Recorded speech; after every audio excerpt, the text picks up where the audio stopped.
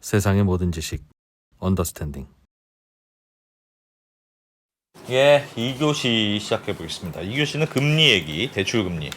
제가 또 요즘 대출금리에 관심이 많은데, 대출금리 얘기 배워보겠습니다. 대한민국 최초의 대출시황 전문기자 김상훈 기자 모셔보겠습니다. 어서 오십시오. 네, 안녕하세요. 김상훈입니다. 네, 대출시황은 진짜 중요한데 왜 아무도 얘기를 안 해줄까요? 어려워서 그렇죠. 어려워서? 나는 이런 어려운 걸 할 수 있다. 뭐 이런 얘기인 것 같습니다. 제가 저희 시청자분들을 위해서 예, 열심히 열심히 최대한 알겠습니다. 네. 네, 요즘 은행들 주담대 대출 금리가 좀 약간 높아지고 있다. 네. 사실 제가 지난주에 금리가 이렇게 높은데 주담대가 너무 많이 나간다. 네. 그래서 가계대출이 많이 늘어나고 이게 문제다라는 얘기를 말씀을 드렸는데 네, 그리고 난 다음에 어떤 이유에서인지 갑자기 지난주부터 은행들이 줄줄이 대출 금리를 올리고 있습니다. 예, 잠깐 슬라이드를 보여드리면 그래서 뭐 오늘이 제일 싸다 7% 넘어선 주택담보대출 고금리에 또 오른다 연말 갈수록 더 오른다 이런 기사들이 계속 나오고 있는데 예.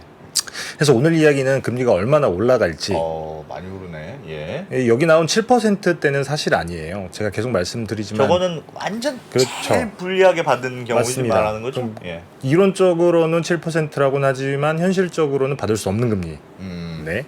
그래서 결론부터 말씀을 드리자면 지금 한 4.8% 정도 대출을 받을 수 있다고 해요. 지금 현 상황이 네. 5%에서 왔다 갔다 한다고 하는데 이게 한 5% 중후반까지는 밀려 올라가지 않을까. 지금 4%대인데. 네네네. 그래서 이유가 뭐 두 가지 정도가 있는데 예. 세 가지 정도를 뭐 꼽을 수 있는데 일단 그 지금은 은행들이 주택담보대출을 많이 팔려고 금리를 확 눌러놨어요. 은행도 누군가에게 대출을 해주려면 돈을 빌려와야 되잖아요. 예. 거기다 본인들 마진을 얹어서 이제 대출 금리가 결정이 되는데 본인들 마진을 이렇게 확 눌러놓은 겁니다.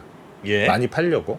그래서 내가 적게 먹더라도 하여튼 대출 많이 해줄 예. 맞습니다. 그런 스탠스였다 그동안은. 그렇죠. 근데 예. 그게 눌려 있다가 이제 정상화 되겠죠. 요 부분이 하나 있고 그리고 지난해 말에 은행들이 고금리 특판 경쟁으로 뭐 5%, 6% 뭐 특판 이렇게 해서 그 예금, 예. 정기예금 1년짜리 정기예금 한 116조 원을 네. 그 들었는데 이 만기가 이제 10월 달부터 계속 돌아와요. 12월까지. 정기예금. 맞습니다. 그럼 그 돈을 갚아줘야 되고 또 그 돈을 갚은 다음에 다시 또 이걸 땡기려면 그 예금 금리가 또 올라갈 수 있잖아요.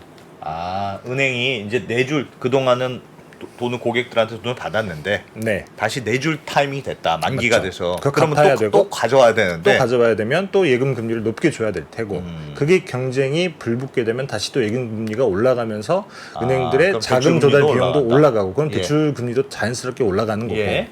그게 또 하나가 있고 이제 뭐 이런 거 저런 거 따지면 이제 어찌 됐든지 간에 5% 중후반까지는 쉽게 밀려 올라가지 않을까라고 뭐 저는 조심스럽게 예측을 해보는 건데 금리 앞으로 올라간다. 대출 금리. 그쵸. 받을 사람 지금 빨리 받아라. 뭐 받을 사람 빨리 받으라는 아니죠. 예. 사실 금리가 올라가면 지금 한국 사람들은 대부분 변동금리 대출을 받기 때문에 예. 자연스럽게 금리가 바뀌잖아요.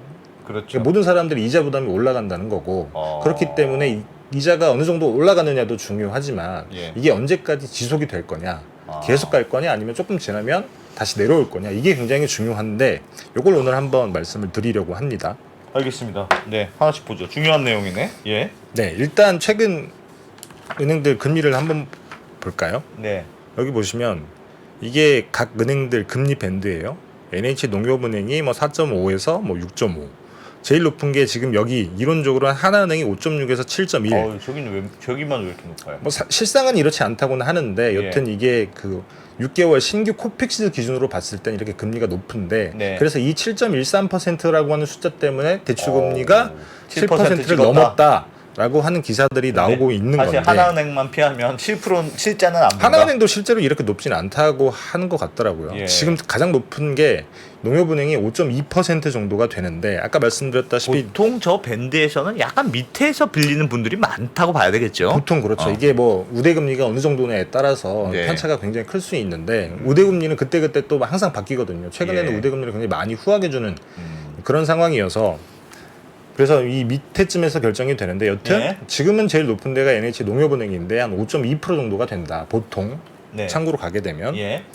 근데 이게 아까 말씀드렸지만 보통 한 4.8 정도 한다고 말씀드렸잖아요. 아, 예. 근데 농협은행만 사실 0.4% 포인트가 높다고 하면 이게 사실 은행이라고 하는 게 금리로 서로 경쟁을 해서 대출을 끌어오는 거고 땅 따먹기잖아요, 사실. 네. 땅 따먹기인데 0.4% 포인트 넘게 판다라는 얘기는 우리 뭐 대출 안 팔겠다라고 하는 것과 틀린 얘기가 아니거든요. 아, 지금 농협이 조금 높은데 맞습니다. 예, 표에서는 그렇게 높아 보이진 않았는데 표에서는 그렇게 높아 보이진 오히려 않는데 하단은 조금 더 낮은 편인 것 같은데. 맞습니다. 예. 여튼 그래서 이 농협이 이렇게 높은 이유가 이건 금리랑은 조금 뭐 다른 얘기도 될 수 있고 살짝 옆길이긴 하지만 이건 좀 예. 재밌어서 말씀을 드리자면 예. 이게 50년 주담대 때문에 한번 큰 소동이 있었잖아요. 그 정부가 50년 주담대 때문에 DSR 회피한다. 맞습니다. 그래서 집값 다 올려놨다. 그렇죠. 집값도 오르고 가계대출도 많이 늘었고 이게 근데 50년 주담대라고 하는 게 정부가 원래 40조짜리 특례 보금자리론을 내놓으면서 그 그렇습니다. 안에 포함이 돼 있던 정책 예. 모기 상품이랑 비슷한 거예요. 그때는 정부가 내놨을 때는 이게 청년층이랑 신혼부부 여기는 아무래도 소득 수준이 많지 않고 이게 그 누적돼 있는 자본도 없기 때문에 50년 주담대로 우리가 예. 50년 동안 갚아도 돼. 그렇죠. 너희는 정부 맞습니다. 대출이니까. 네. 그렇게 해줬는데 근데 시중은행에서는 이거를 그냥 DSR을 회피하는 수단으로 활용을 한 거예요. 아니 당연히 정부에서 50년짜리 대출이 나오니까 세상에 우리도 50년짜리 해도 되겠네? 하고 만든 거겠죠. 그렇죠. 근데 정부에서 허락을 해줬겠죠. 예. 허락을 니네들 팔아도 돼 허락을 해줬을 텐데 금융당국의 말은 뭐냐면 우리가 그 특례 보금자리론에서 50년짜리를 팔 때는 조건이란 게 있었다. 네. 청년과 신혼 7년 차인가 신혼부부 이렇게 정확히 조건이란 게 있었는데 시중은행에서 팔 때는 그 조건을 없앴다. 예. 그 조건을 없애면서 아무나 가도 50년짜리 주담대를 받을 수 있다 보니까 이게 시중은행의 대출 같은 경우 DSR로 막혀 있잖아요. 예. 그래서 이 DSR을 우회하는 수단으로 활용을 했고 그래서 7월과 8월에만 그 50년 주담대가 한 10조 가까이 나갔거든요. 네. 그러니까 금융당국 입장에서 깜짝 놀란 거죠. DSR 피하니까 할부금리 매달 갚아야 되는 금액이 낮아지니까 그렇죠. DSR을 살짝 피해서 돈 많이 빌릴 수 있는 많이 빌리... 예. 그래서 깜짝 놀라가지고 뭐 시체말로 금융당국이 좀 빡친 거예요. 네.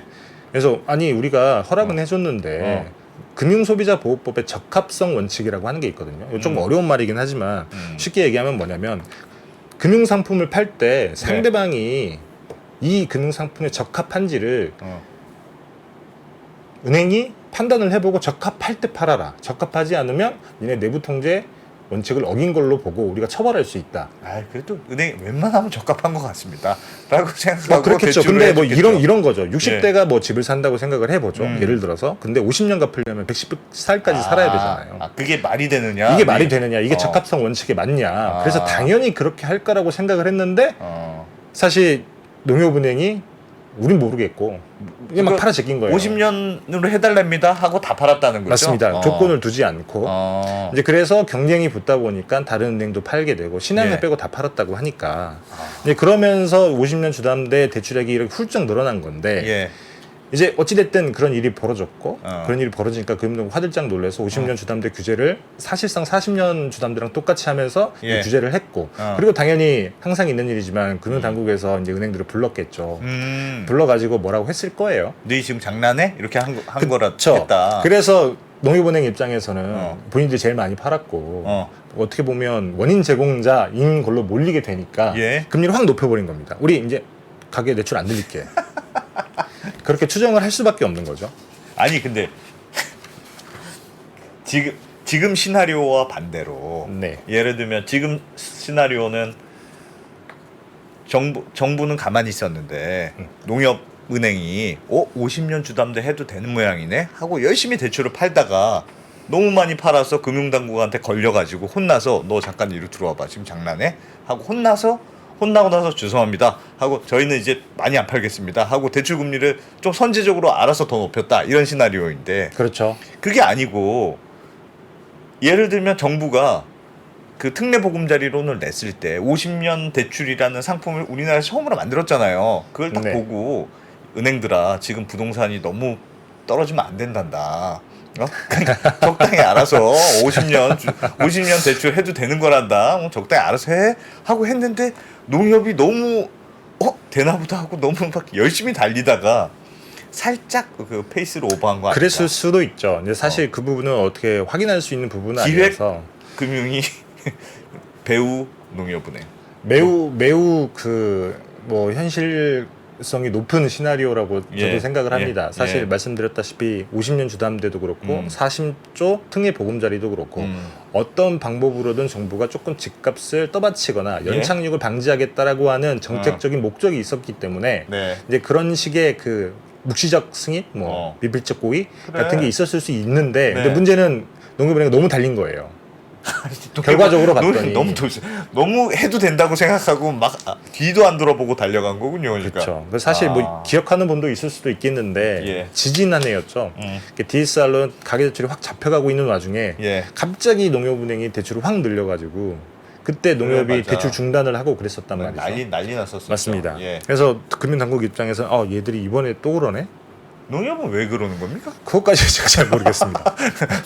농협은 왜 이렇게 폭주하는 걸까요? 그것까지는 제가 뭐 확인할 수 있는 사실은 아니지만 네. 여튼 5.2%라고 하는 어떻게 보면 40bp나 더 높이 잡아놓은 건데 사실 농협은행 입장에서는 그렇게 잡아도 예. 큰 문제가 아니라고 생각할 수 있는 게 뭐냐면 최근에 금리가 많이 올라서 사실상 또 대출이 많이 안 나간다고 해요. 예. 그래서 최근 대출 현황은 통계로 확인할 수 있는 게 아니고 제가 그 레오 대출이라고 그 대출 중개업 하시는 분에게 자주 전화해서 여쭤보는데 말씀하시기를 8월 말까지만 해도 그 집 살려고 한 사람도 많았고 그래서 대출을 준비한 사람도 되게 많았다. 그래서 9월 10월 지금까지는 꽤 그래도 이 개수로 계속 지키는 상황이긴 한데 최근에는 받으려고 하는 사람이 없다. 이 이유가 뭐냐면 이게 최근에는 주로 실수요자들이 집을 사다 보니까 예. 집값이 조금 오르거나 금리가 튀면 그냥 집을 살려다가 포기해 버린다는 거예요. 그래서 최근에 맞습니다. 최근에 어쨌든 주담대가 많이 나가면서 예. 뭐 13주 연속 서울 아파트 값이 올랐다. 예. 그래서 뭐 강남 같은 경우는 거의 전고점 대비해서 96%까지 회복을 했다. 이런 얘기를 많이 나왔잖아요. 예. 그래서 실수요자들은 집값이 오르면 그냥 포기해 버리는 거죠. 투자 수요자들은 집값이 오른다고 해도 계속 따라 붙지만 그래서 최근에는 아마도 뭐 주택담보대출이 이제 앞으로는 많이 나가지 않을 것 같다라고 얘기는 하더라고요. 수요단에서도 그렇게 그렇죠. 그러니까 5.2%까지 금리를 올려놔도 농협은행 입장에서는 크게 손해 볼 게 없는 거죠. 근데 아무리 생각해도 저는 농협이 약간 억울해할 것 같은 느낌이 듭니다. 뭐 해도 될 줄 알고 막 갔는데 당국이 불러서 지금 장난해? 적당히 해야지. 그렇게 많이 하면 되겠니? 하고 혼나서 또 시무룩해져서 반성문을 쓰는 차원에서 금리를 좀 더 높이겠습니다. 저도 이 부분이 사실 되게 궁금한데 약간 그런 거 아닌가? 뭐 충분히 뭐 가능성이 있는 뭐 아무튼 알겠습니다. 가설이라고 네? 생각합니다. 네.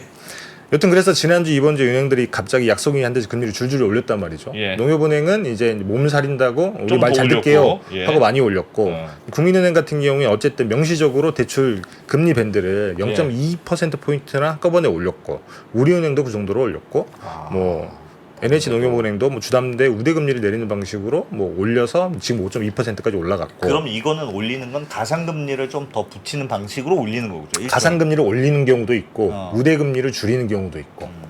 그건 은행의 선택이긴 한데요. 하여튼 은행이 먹을 수 있는 마진을 좀 줄여서 맞습니다. 가격을 올렸다. 여튼 은행들이 이렇게 일제히 금리를 올리게 되는 경우는 또 생각보다 굉장히 이례적이잖아요. 뭐 그때 알아서 조금씩 올릴 수 있는데 사실 20bp라고 하는 굉장히 큰 차인데 네. 조달 금리가 올라서 그럴 수도 있기는 하지만 최근에 주택담보대출이 많이 늘면서 농협만 부르진 않고 다 불렀겠죠. 네. 다 불러가지고 이제 조금 원래 혼낼 때는 다 부르는 겁니다. 또. 그래서 한 줄로 서 이렇게 혼내는 거지. 그래서 은행들이 일제히 금리를 올렸다. 이야, 네, 알겠습니다. 그래서 한참 경쟁적으로 은행들이 대출해주고 경쟁적으로 대출해주면서 금리가 살짝 낮아졌다가 맞습니다. 그 낮아진 금리가 다시 약간 회복되는 그런 상황이군요. 게다가 50년 주담대도 없어지니까 DSR도 뭐 피해갈 그렇죠. 방법도 그리고 없어지고. 사실 은행 입장에서는 DSR이 되고 난 다음에 주택담보대출로 장사를 거의 하지도 못했고 또 신용대출은 사람들이 대부분 갚아버리거든요. 왜냐하면 신용대출도 DSR이 잡히기 때문에 내가 집을 살려면 이걸 상환을 해야 된단 말이죠. 은행 입장에서는 계속 이렇게 돈 버는 일이 줄어드는 거예요. 그래서 물 들어왔을 때 노조 넣는다고 최근에 조금 주택 경기가 좋아지니까 경쟁적으로 대출을 늘렸다가 대출 늘렸던 건데 이거 보시면 슬라이드 하나 보여드리면 이게 주요 은행들의 주택담보대출 평균 금리 추이를 제가 쭉 뽑아온 겁니다. 네. 이 밑에 있는 게 코픽스예요. 코픽스. 여기 보시면 원래 뭐 그렇게 경쟁을 하지 않을 때는 이게 인터넷 전문은행이랑 시중은행의 예. 금리차입니다. 금리차. 보시면 이게 쭉 벌어져 있어요. 예. 이제 그 말인즉슨 그렇게 인터넷 전문은행은 좀 경쟁할 이유가 없었다는 예. 거죠. 근데 지금 보시면 인터넷 전문은행이랑 시중은행이랑 금리 스프레드가 30bp밖에 안 됩니다. 딱 붙어 있다는 얘기는 예. 얘들끼리 엄청나게 경쟁을 했다는 거죠. 그러네요. 아하. 그렇기 때문에 주담대가 많이 팔렸고 그 경쟁을 할 수 있었던 원동력은 네. 마진 금리를 낮추는 겁니다. 그러네. 인터넷 전문은행은 사실 마진 금리를 많이 높일 이유가 없잖아요. 예. 그러면 시중은행이 마진을 어마어마하게 낮췄다는 건데 아. 여기 보시면 그래서 마진 금리 추이를 보시면 네. 이렇게 됩니다. 거의 뭐 지금 뭐 0%에 붙어 있죠. 예. 뭐 두 곳 정도가 0.5% 왔다 갔다 하고 마진금리 보시면 지난해 말 정도 보면 이거는 뭐 마진금리라고까지 꼭 표현할 수는 없지만 여튼 기준금리 그러니까 대출의 기준이 되는 금리와 실제로 통장에 찍히는 대출의 금리 스프레드가 지난해 11월 보시면 국민은행이 2.4%나 돼요. 와. 맞습니다. 근데 지금 보시면 국민은행 0.51%까지 낮아져 있고 거의 뭐 0%에 붙어 있고 심지어 하나은행 같은 경우에는 8월 달에 오히려 우리가 그 자금 조달, 영마진으로. 그렇죠. 자금 조달한 금리보다 나간 대출 평균 금리가 더 낮아요. 어허. 9bp나. 그만큼 경쟁이 심했다고 하는 거죠. 대폭 할인 판매. 뭐 그런 셈입니다. 우리 안 상품 남기고 할인 팔겠다를 쭉 해왔다. 맞습니다. 그동안 또 워낙 금리도 높고 분위기도 안 좋아서 워낙 대출이 안 나갔으니까 맞습니다. 살짝 열렸을 때 그냥 그렇죠. 그리고 DSR을 풀어주는 게 되게 컸나 봐요. 그동안 굉장히 크죠. 빌리고 싶어도 DSR 때문에 못 빌리던 사람들이 많이 있었는데 맞습니다. 요거를 할 수 있는 그 구멍이 생겼네 하고 그렇죠. 너도 나도 하면서 열심히 팔았던 모양이네요. 맞습니다. 은행들이. 지금 아니 못 판다라고 생각했을 수도 있죠. 야, 그러면 금융위가 이거 언제 문 닫을지 모르니 잠깐 열렸을 때 열심히 달리자 뭐 그런 거 같기도 하고 모르겠습니다. 여튼 은행들 얘기를 들어봐요. 네. 우리는 억울해요. 우리는 하라고 해서 했는데 이럴 수도 있고. 여튼 문제는 뭐냐면 이게 눌려 있던 게 이제 예. 올라갈 거란 말이에요. 네. 그리고 앞으로 이제 대출이 더 나갈 것 같지도 않으면 굳이 경쟁할 이유가 없으니까 당연히 정상화 시키겠죠. 예. 그래서 딱 이게 맞는 건 아니지만 이게 2013년 2월 기준 은행들의 예. 표 좀 보여주십시오. 네. 슬라이드 하나 보여주시면 이게 2013년 2월 기준으로 봤을 때 은행들 마진 금리를 제가 쭉 뽑아온 겁니다. 예. 그래서 보시면 대출 금리가 뭐 4%, 기준이 되는 금리 이게 조달 금리라고 생각을 하시면 되는데 예. 이게 3%. 그럼 1% 정도 본인들이 남기고 대출 상품을 팔았다는 거잖아요. 예. 이게 대략 그 보통의 스프레드. 일반적으로는 내가 그러니까 정기예금이든 네. 가져오는 돈에서 조달 비용에서 한 1% 1% 정도 포인트 얻는다. 얹어서 네. 대출해 준다. 네, 물론 이게 시기마다 다르기는 합니다. 시기마다 다르기는 한데 예. 그 제가 쭉 숫자를 뽑아보니까 보통 평소에는 1%에서 왔다 갔다 하더라고요. 예. 여기 숫자가 잘 나와 있어서 제가 2013년 2월을 뽑아온 건데 근데 이게 이제 당연히 올라가겠죠. 굳이 조달 금리가 오르지 않더라도 이제는 우리가 뭐 마진 금리를 조금 정상화 시켜야겠네.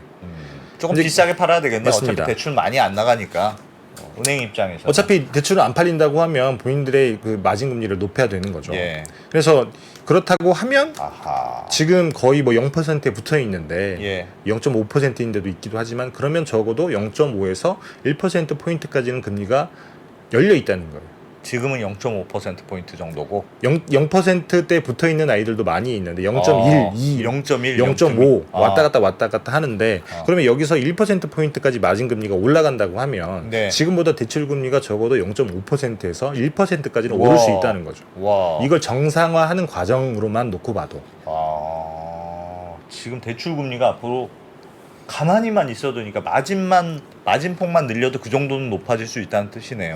뭐 제가 1% 예상하기에는 포인트까지는. 그렇습니다. 물론 이게 정확히는 코픽스에서 1%포인트 정도 플러스 정도가 되는 거로 판단하실 수도 있는데 예. 이 코픽스랑 은행들의 조달금리가 꼭 같이 움직이는 건 아니거든요. 그럼 지금 대출금리 제일 처음에 얘기하셨던 뭐 많게는 7% 하나은행만 그렇긴 합니다만 네네. 뭐 지금 뭐 4% 후반 이 정도까지 간 거잖아요. 이게 지금 가상금리를 정상화라는 표현이 좀 그렇습니다만 아무튼 예전보다는 자기들 마진을 많이 붙인 이미 금리입니까? 아니면 앞으로 더 붙일 게 남아 있습니까? 붙일 게 남아 있다라고 저는 판단을 해요. 이제 막 올리기 시작을 했지만 그 지금 한 4.8% 정도라고 하면 예. 코픽스랑 비교했을 때는 조금 차이가 나기는 하지만 여튼 예.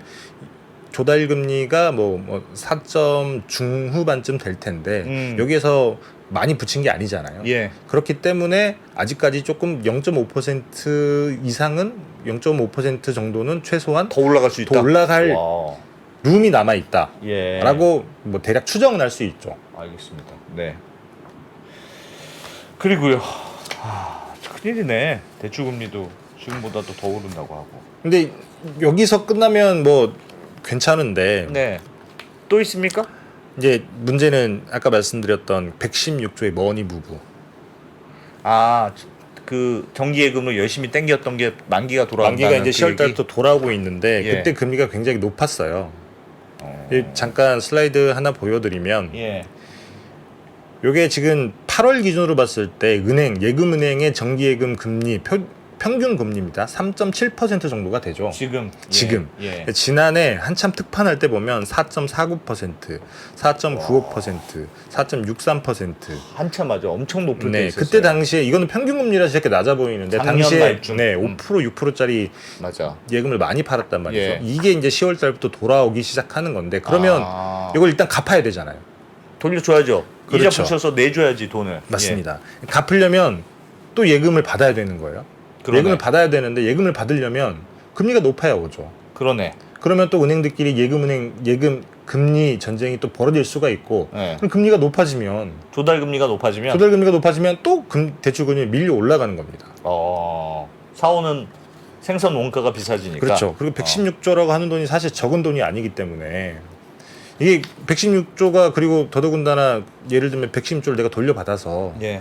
돌려받았는데 이거 뭐 예를 들면 집을 사거나 주식에 투자하거나 아직 그럴 시기는 아니잖아요. 그럼 이 사람들이 다시 또 은행을 찾아갈 텐데 그러면 은행 입장에서는 사실 계속 그래서 뭐 아직 불붙지는 않았지만 예. 새마을금고 같은 경우에는 뭐 8%짜리 정기 예금은 아니고 적금도 나왔다고 하더라고요. 그래서 지금 한 4% 중후반쯤 되는 게 예금은행의 정기 예금 금리인 걸로 제가 알고 있는데 이게 올라가게 되면 5% 뭐 6% 올라가게 되면 그러면 다시 또 대출 금리는 올라갈 수밖에 없다는 거죠. 그러니까 지금 정기예금 서로 끌어오기 경쟁이 앞으로 일어날 거고 그럼 맞습니다. 예금 상품 금리가 경쟁적으로 높아질 수 있다. 그게 대출 금리도 또 밀어 올릴 수도 있다. 또 밀어 올릴 두 수 가지 있죠. 요인이 내 가상금리 은행이 먹던 마진 많이 줄여놨던 걸 나도 좀 이제 먹어야 되겠어. 그것도 있고 그렇죠. 실제로 조달 금리가 높아지는 것도 있고. 맞습니다. 와. 그래서 알겠습니다. 지난해 은행이 그렇게 고금리로 많이 팔았던 이유 중에 하나가 회사채 시장에서 금리가 너무 튀니까 예. 그때 레고랜드 사태가 있었죠. 예. 그래서 은행채를 되게 많이 찍기도 했지만 그걸로 다 조달이 안 되니까 다들 고금리 그 예금을 팔면서 자금을 조달을 했던 건데 예. 근데 뭐 5%짜리 예금 갚으려고 다시 또 5%짜리 예금을 팔면 뭐 돌려줄 수는 있기는 하지만 이것도 다시 돌아오는 것도 있고 그만큼 대출 금리가 올라가는 문제가 생기기 때문에 예. 근데 금융당국에서 뭐 이게 얼마나 효과를 볼지 모르겠지만 하나 내놓은 정책이 이런 겁니다. 은행채 발행 한도라고 하는 게 있어요. 네. 그러니까 지난해 레고랜드 때 그 회사채 시장에서 큰 문제가 벌어지고 한전채나 은행채처럼 굉장히 좋은 채권들은 웬만하면 발행하지 마라. 은행 안 망하고 그렇죠. 한전 아무리 적자여도 안 망할 테니 맞습니다. 요건 무량한 채권들이 너무 많이 나오면 다른 채권 누가 사냐 이런 거죠? 기업들이 조달금리가 계속 올라가니까 그래서 슬라이드를 보시면 올해 네. 이렇게 계속 은행채는 순상환이 됐어요. 야 정부가 이게 은행채도 해라 마라 이런 것까지 관여를 하는군요. 채권 발행도. 은행이야 뭐 기업한테는 할 수는 없겠지만 은행한테는 뭐 할 수 있죠. 채권 발행 하지 마. 은행채 대출금리 지금 장난해? 뭐 네. 은행은 공공의 것이라고 뭐 누군가 말씀을 하셨으니까 저걸 막아놨다가 이제 풀어준다. 그래서 이제 풀어줬어요. 예. 은행채 발행 한도라고 하는 걸 풀어줬는데 은행채 같은 경우에는 발행 한도가 어떻게 돼 있냐면 그 분기에 돌아오는 만기 금액의 125%까지만 발행을 할 수 있습니다. 아, 그것도 딱 정확하게 정해줬군요. 맞습니다. 근데 함부로 많이는 하지 마. 그렇죠. 농협 네 혼나는 거 봤지? 뭐 이런 정확하게 가이드라인 지켜서 발행해라. 그렇죠. 그래서 네. 뭐 그때그때 다르긴 하지만 예. 보통 한 분기에 한 30조? 예. 요 정도로 발행을 하는 것 같더라고요. 예, 그러면 30조에 25%면 몇 조인가요? 10조인가요? 예. 아니죠. 한 30조에 25%. 그럼 한 8조쯤 예, 되나요? 예. 뭐 하여튼 한 분기에 그 정도밖에 발행을 할 수가 없는데 근데 그러면 116조라고 하는 돈을 다 갚을 수가 없으니 예. 근데 은행채 발행한 대로 풀어준 거예요. 요거 당분간은 니들 발행 한도 마음대로 찍어도 돼. 근데 다만 그 채권 시장에 큰 충격을 주지 않는 범위 내에서 마음대로 찍게 해줄 테니까 요거 찍어서 갚아. 이렇게 풀어주는 거죠. 네. 그래서 사실 은행들 입장에서는 그것 때문에 되게 고마운 게 뭐냐면 이 돈을 갚으려면 5%짜리 6%짜리 예금을 다시 또 팔았어야 되는데 네. 지금 은행채 금리가 그렇게 높지 않거든요. 뭐 1년물 같은 정기예금 경우에는 그 금리 주는 것보다 쌉니까? 훨씬 쌉니다. 은행채가? 잠깐 슬라이드 하나 더 띄워주시면 예. 요게 6개월물이긴 한데 거의 1년물이랑 붙어 있어요. 예. 4% 정도 되죠. 이 발행금리 수익률이긴 한데 발행금리도 비슷합니다. 그래서 1년물 같은 경우 은행채 1년물 같은 경우는 4.1%가 조금 안 되는데 그럼 5%짜리 예금 판 것보다 은행채 찍어서 갚는 게 은행채로 그렇죠. 발행하려고 하겠네요. 훨씬 낫죠.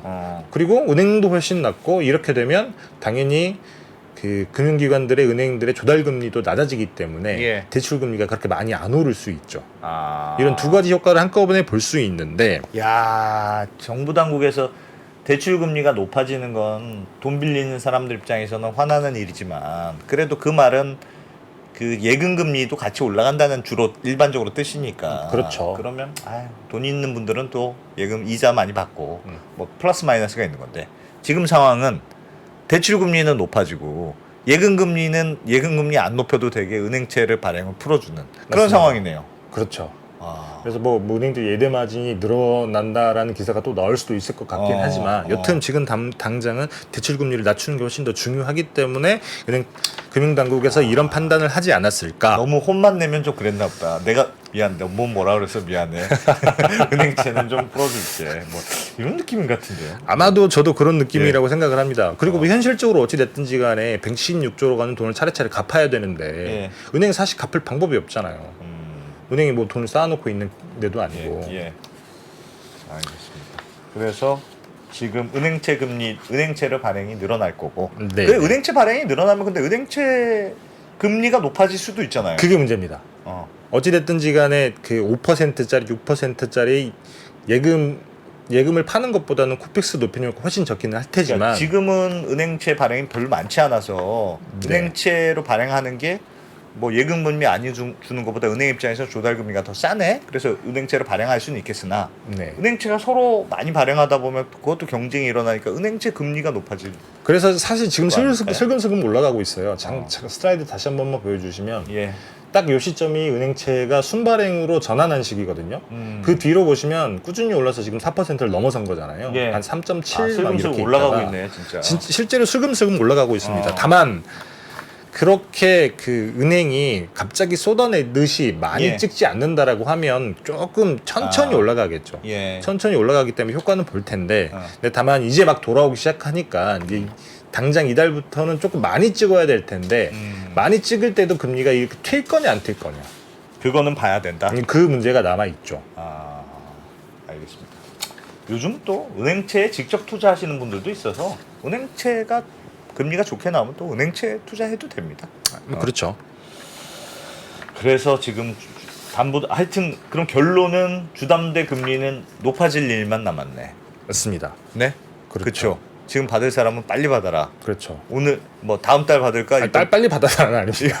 다음 빨리 달 받아라는 받을까? 지금 아니고. 받을까 고민하시는 분은 지금이 낫다. 그러니까 받는 사람도 받는 사람이지만 만약에 그 문제가 생겨서 은행채 금리도 오르고 혹은 예. 5% 6%짜리 금리가 또 예금이 또 팔리게 된다고 하면 코픽스가 올라가잖아요. 예. 코픽스가 올라가면 대부분의 사람들이 변동금리로 주담대를 받았기 때문에 그 사람들의 이자 부담도 그만큼 커진다는 거예요.